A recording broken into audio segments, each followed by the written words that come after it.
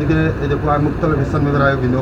इन हवाले सां peoples party जो जेको स्टांस आहे उहो अञा ताईं को वाज़े तौर ते ॾिसण न पियो अचे, छो जो बिलावल साहब जो चवणु आहे त माना विच थरी ॻाल्हि थी आहे। खैर, बिलावल साहब का बयान मैं समझता हूँ बहुत क्लियर है कि निज़ाम बुरा नहीं है, निज़ाम को बुरा बनाया गया है। बुरा बनाने वाले जो थे वो पाकिस्तान में 50 साल से ज़्यादा हुक्मरानी करते रहे हैं। निज़ाम को ठीक करने के लिए 5 साल भी बहुत होते हैं, लेकिन ये तो 50 साल से निज़ाम को बुरा किए जा रहे हैं और उनकी पूरी कोशिश रही है कि सियासत कमज़ोर हो और वो मजबूत हो, जिसके लिए अक्सर तो आपने खुद ही सुन लिया और देख भी लिया और महसूस भी किया। 4 दफ़ा मार्शल आएँ लगी और 10-10 साल चली,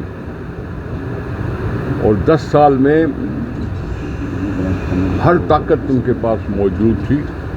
अगर निज़ाम को दुरुस्त करना जानते थे या चाहते थे तो वो कर सकते थे, लेकिन उन्होंने नहीं किया। जब भी सियासी हुकूमतें आईं उनको 58-2 के तहत अधूरे ख्वाब की तरह तोड़ते रहे। 10 साल में 6 वज़ीर आज़म बने, जबकि सिर्फ 2 बनने थे, और सियासी निज़ाम को कमज़ोर दिखाया गया और कमज़ोर किया गया।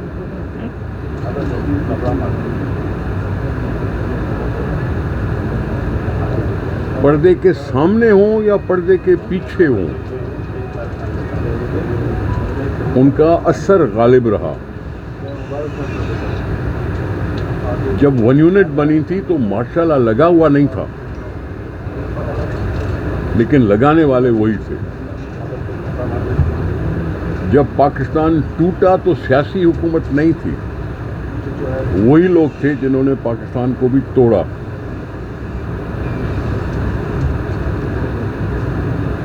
जब ये कहा कि इस्लाम में सियासी जमातें नाजायज़ हैं, तो दरअसल उन्होंने हमला कर दिया कायदे आज़म का, क्योंकि वो भी मुस्लिम लीग के लीडर थे और यहाँ का एक डिक्टेटर कह रहा था कि सियासी जमातें गैर इस्लामी हैं।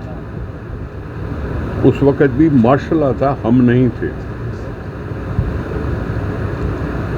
जब 58-2 भी इंट्रोड्यूस हुआ तो वो भी मार्शल थी, हम नहीं थे। जब सियासी हुकूमतों को कमज़ोर करने के लिए ये हरबा इस्तेमाल किया गया। सियासी पार्टी को एक दफ़ा मौका मिला, उन्होंने 58-2 भी ख़त्म किया। उसके बाद जो जनरल फिर आया मुशर्रफ, उसने फिर 58-2 भी लगा दिया, हम नहीं थे। और फिर हमने 18वीं तरमीम जब हुई तो हमने 58-2 भी ख़त्म किया और अभी तक ख़त्म है। 3 साल हम तो शुक्र करते रहे कि कम से कम 5 साल हुकूमत करने का मौका तो मिल रहा है। उन 5 सालों में किस तरह से सियासी हुकूमतों को कमज़ोर किया जाता रहा वो आपके सामने है। एक जज ने प्राइम मिनिस्टर को 6 या 12 सेकंड की सज़ा देकर और डिस्क्वालीफाई कर दिया। 12 सेकंड। दूसरे प्राइम मिनिस्टर को इसलिए कटा गया कि उसने जी पनामा में पता नहीं क्या क्या कुछ किया है, लेकिन बात क्या निकली कि अपने बेटे से उसने तनख्वाह नहीं ली थी। ये हकीकतें बता रहा हूँ, मैं कुछ छुपा नहीं रहा। फिर जिसने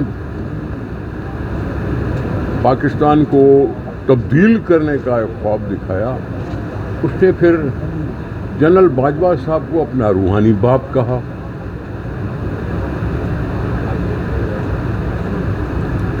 अंदरून मुल्क तो सही, लेकिन बैरून मुल्क भी उनको दिखाया गया और सहारा समझा गया उसको। ये सूरत हाल हमने नहीं क्रिएट की, उन्होंने की।